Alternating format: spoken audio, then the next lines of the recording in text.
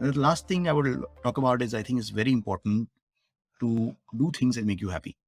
Happiness brings you success rather than success bringing you happiness. And having relationship within the company, having friends, having mentors, enjoying the journey, right? That's the reason you choose things that you love doing. Like I love sales. It gives me a huge high when I do sales, right? I love relationships with people and partnerships. So I'm spending time doing things that I love doing.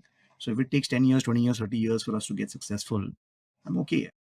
Absolutely, Vivek, and wonderfully said, and so many different points that you put across. And I must say that you really mastered the art of time management. Our listeners, in fact, will be surprised to know that you own a table tennis team who are challengers, and you've also been a competitive table tennis player yourself.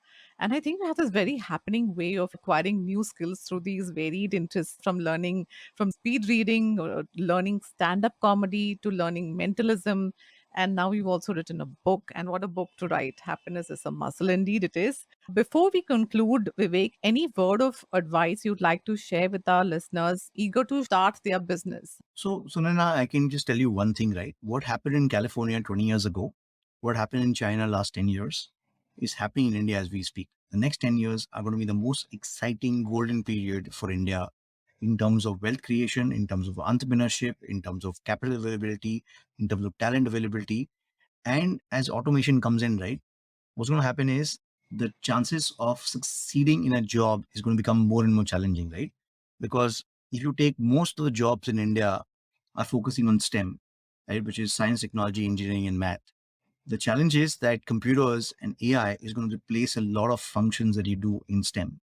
So today, if you look at the skill sets like collaboration, creative thinking, critical thinking, your ability to sort of collaborate with people, etc. These are things that Harari talks about.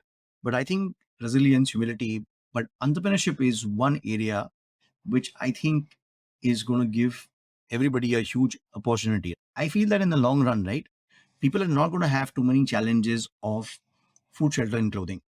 I think at some level, everybody will be able to afford it because energy will be cheaper, robotics would come in, so your basic necessities will be fulfilled. So it gives you the safety net. It gives you the safety net, then entrepreneurship allows you to fly. So that is something what I would recommend everybody to that. And this is the best time to do it.